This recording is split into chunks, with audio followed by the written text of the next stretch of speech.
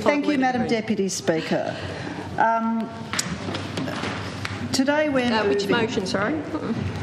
Notice of Motion 382, standing in my name. Notice of Motion 382. And is a vote required today? Well, Madam Deputy Speaker, I don't believe a vote will be required today, but I believe that the House will resolve today that the Aboriginal flag should fly permanently over this building. We've had a number of conversations with the Premier, the Leader of the Opposition, Ms Ogilvie and the Speaker, and we believe that there is overwhelming consensus that it is well past time that that beautiful flag was flown over this building, Madam Deputy Speaker. So a number of members of this House attended the parliamentary prayer breakfast this morning, Madam Speaker, and we had the great privilege of an acknowledgement of country from Professor Tim McCormack, the recently retired Dean of the Law School. I can't do it justice here, Madam Deputy Speaker, but it was deeply moving and respectful. But it also was a challenge to us all as elected representatives who were there and every person who was there to understand the depth of the injustice that Tasmanian Aboriginal people have endured and still endure, Mr Deputy Speaker.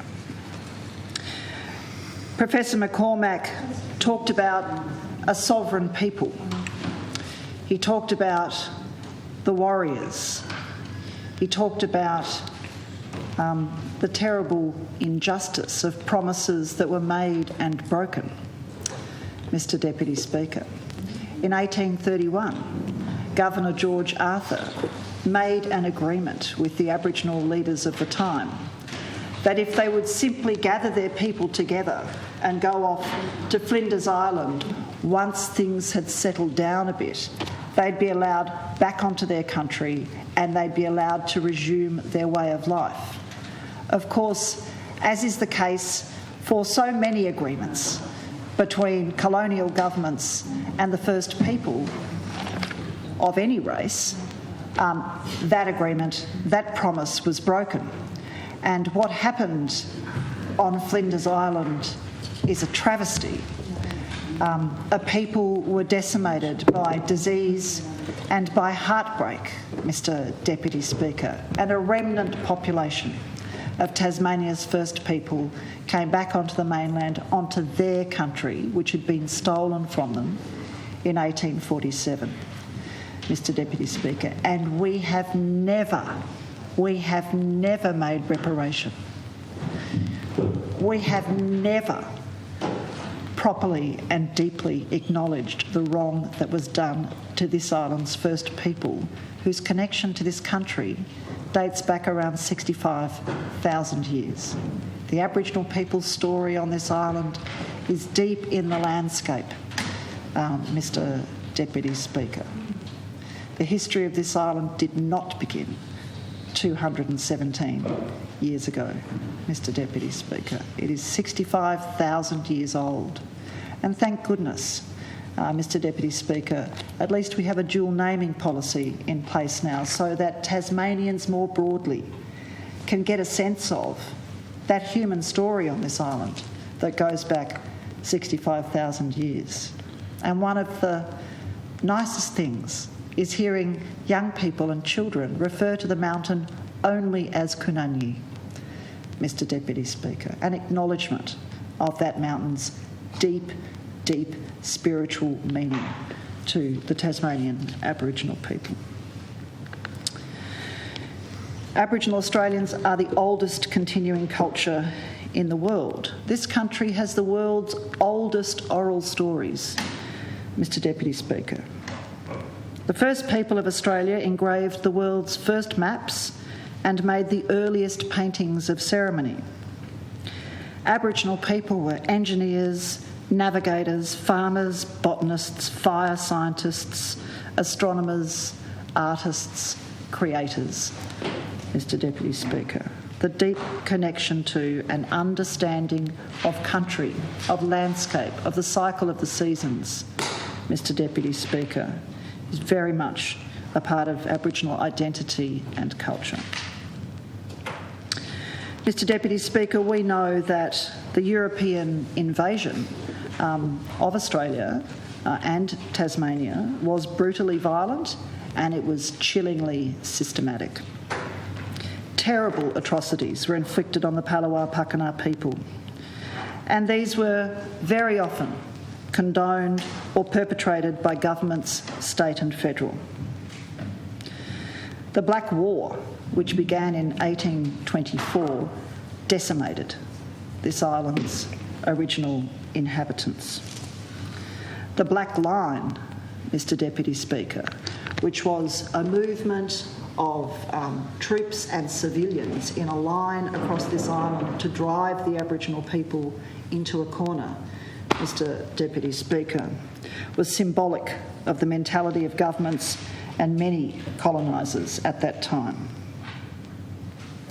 And today, Mr Deputy Speaker, is Remembrance Day. It's the day we remember the fallen. We have never properly acknowledged the warriors who fought in the Black War to defend this country, and we should, Mr Deputy Speaker. It was good to read the Minister for Veterans Affairs talking point article in the Mercury today, where he respectfully acknowledged the contribution of First Nations soldiers to Australia's war endeavours.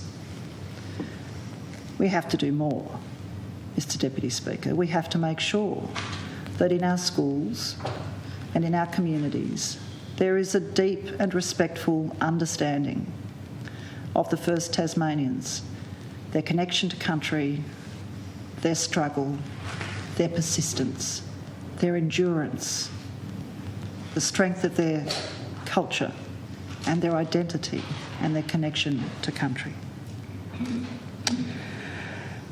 There are some terrible characters, Mr Deputy Speaker, in the history of European settlement on this island. John Batman, after whom the Batman Bridge is named, was responsible for hunting and killing dozens of Aboriginal people. Yet perversely, Mr Deputy Speaker, we still celebrate him, with his name attached to a bridge up north. William Crowther mutilated the remains of a Tasmanian Aboriginal man, William Lanny. His statue remains standing in Franklin Square, despite demands from the Aboriginal community for it to be removed. And how many decades did it take for any gesture to return the Premingana petroglyphs to Aboriginal people, which was just announced by the Minister for Aboriginal Affairs today? Far too long, Mr Deputy Speaker. Thanks. It's a defect. Thank you. So, Mr Deputy Speaker, injustice and oppression have continued unabated in the decades since invasion. This is the norm, it's not the exception. The thousands of heartbreaking stories that make up the stolen generations, and we have not yet properly made any enduring reparation for that crime against the First Nations people. 437 Aboriginal people have died in custody in Australia in the last 30 years. Dr Woodruff and I aren't among them, but many Australians still celebrate Australia Day on the 26th of January. That is the day that Aboriginal people recognise as the day they lost their country. It's the day they had their country stolen from them. And we need to understand, Mr Deputy Speaker, the country was never ceded, it was taken. This island was not ceded by the Palawa Pakana people, it was taken at the point of a gun. And that requires us, Mr Deputy Speaker, to have a good, long, hard look at ourselves, Mr Deputy Speaker, and to do everything we can to make some sort of amends. And that means we need to change the date of Australia Day. So it's a day we can all celebrate as Australians, connected, respectfully, but connected to each other, Mr. Deputy Speaker. I said this morning in my question to the Premier, I made the point that Aboriginal heritage is often ignored or destroyed. I was just talking to a very well-known Aboriginal leader earlier today about this motion, and he reminded me of this litany of acts by local and state governments and other developers to obliterate Aboriginal heritage. And there's an example that he pointed to over at South Arm, at Arm End, Mr. Deputy Speaker, which has gone from being public land in the hands of parks to being converted into a golf course. But the construction works around that Arm End golf course are just smashing up middens left, right and centre. And I know we've made some changes and improvements to Aboriginal heritage legislation, but they don't have meaning. They don't have meaning because they're not given effect. And Aboriginal heritage itself, we haven't given responsibility for that heritage to the people who own it, Mr. Deputy Speaker. And again, it's insult on insult, Mr. Deputy Speaker. I don't know how many people were aware of what happened to the birthing trees in Victoria, the Jabwaram birthing trees. But the Victorian government, to make way for a highway, smashed down these trees, Mr. Deputy Speaker, under which Aboriginal women would bury their placentas. This beautiful tree, it was only 3 weeks ago, Mr. Deputy Speaker, under cover of COVID, Vic Roads contractors went in and chainsawed down one of the Jabwaram trees. Then, of course, there's Rio Tinto's shameful destruction and blasting of the rock art at Juukan Gorge. So, Mr. Deputy Speaker, let's do better. Let's commit collectively as a parliament, in this time, to do a lot better. Let's acknowledge that Aboriginal people in the criminal justice system are disproportionately represented. Let's acknowledge that Aboriginal children are let down by the child safety system. Let's acknowledge it's been far too long since lands were returned, Mr. Deputy Speaker. Far too long. And without being able to connect to country and to have some economic independence as a result of having lands returned to them, progress for Aboriginal Tasmanians will continue to be too slow. We had 2 Labor premiers promise the return of Wukalina Mount William in the northeast of Tasmania. Silence on that. That's Aboriginal land. That's the home of Manalagenna. That's the source country for Tasmanian Aboriginal people today. Surely we can do better than, as a parliament, stay silent on land returns.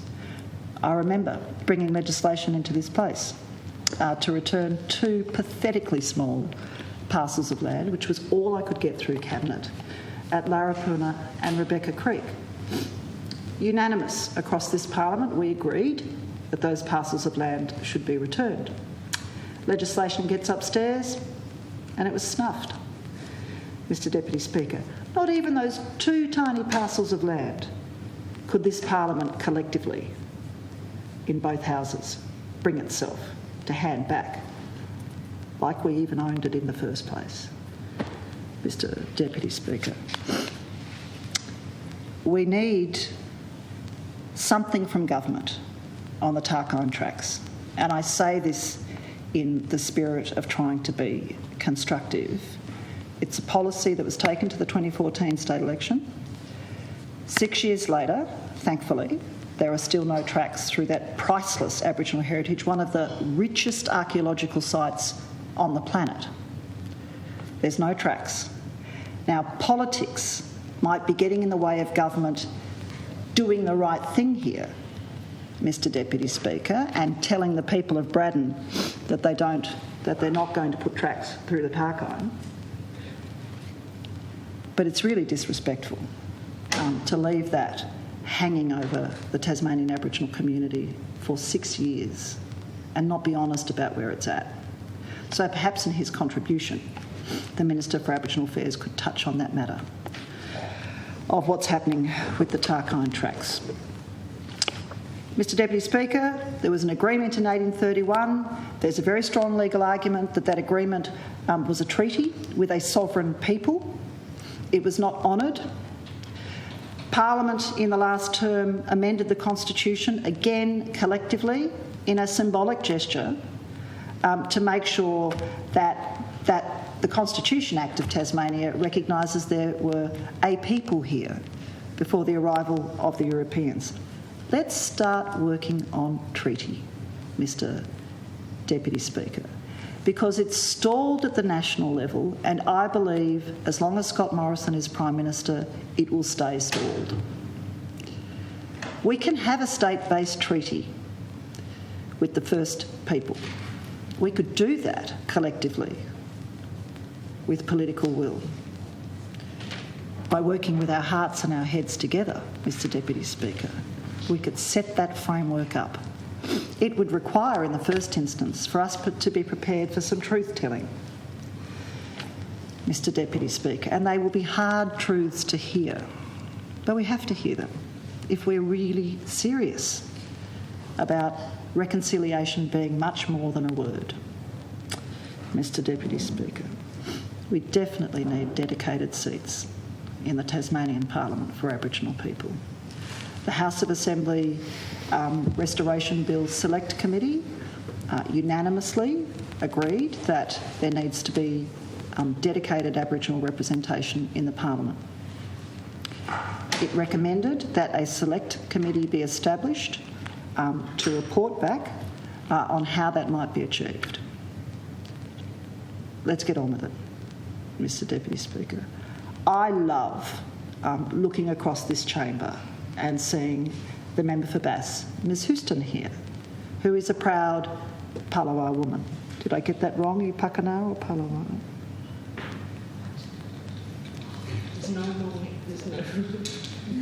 No correct way. It's terrific, Mr Deputy Speaker. But it's not enough, Mr Deputy Speaker. It's not enough to fly the flag in this chamber, as it's flown here for 11 years. We need dedicated seats in the Parliament. We need to move on treaty. We need to return lands, Mr Deputy Speaker. We need to change the date. And I think today we are going to agree on a symbolic gesture to make sure that the Tasmanian Aboriginal flag continues to fly over this Parliament, because there's only 1 week in the year when that flag flies, and that's this week, NAIDOC week. It's just wrong, Mr Deputy Speaker.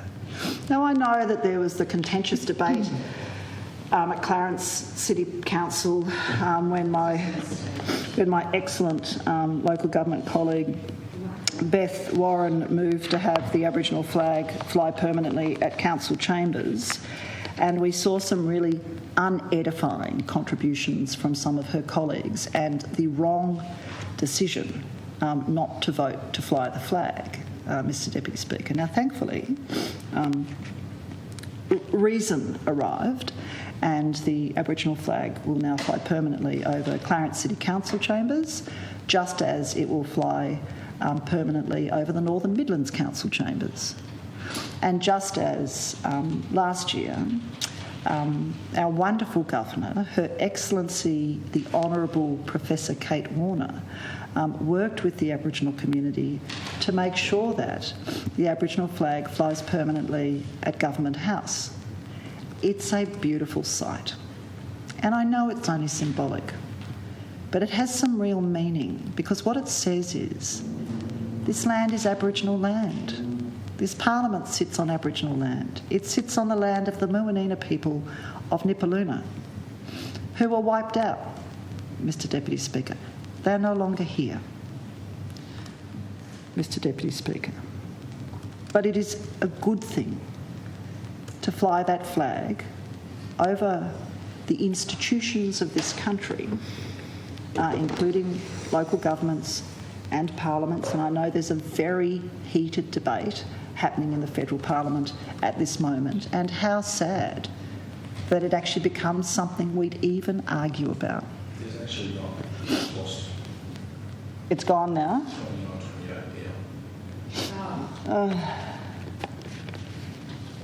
That's so shameful. Well, I think we've got a somewhat better cut of elected representatives in this place, and I believe that we will agree today to fly the flag permanently. And personally, I'd like to see it not come down at the end of NAIDOC week. I think that would be just right, Mr Deputy Speaker. But more than anything, what I hope is that when that flag is flying over this building, each of us will come into work here each day, and it'll challenge our conscience, Mr Deputy Speaker, and it will remind us that we have a solemn duty to be part of reconciliation and reparation, that we have a duty to facilitate truth-telling and treaty and land returns. And on this issue, Mr Deputy Speaker, I think we have a duty to work together. And the less divisive these debates can be, the more respectful these debates can be, the better the signal out into the broader Tasmanian community about why we have resolved collectively to take whatever legislative action we might take in order to progress reconciliation, or agree to take a symbolic action like fly the Aboriginal flag over the heart of democracy in Tasmania. And yes, it will only be symbolic, but it's a powerful symbol, Mr Deputy Speaker, a powerful symbol. So I really look forward to hearing other members' contributions, and I very much look forward to us all agreeing that this is a small but significant symbolic gesture to fly that powerful flag, that beautiful flag, over this building. I commend the motion to the House.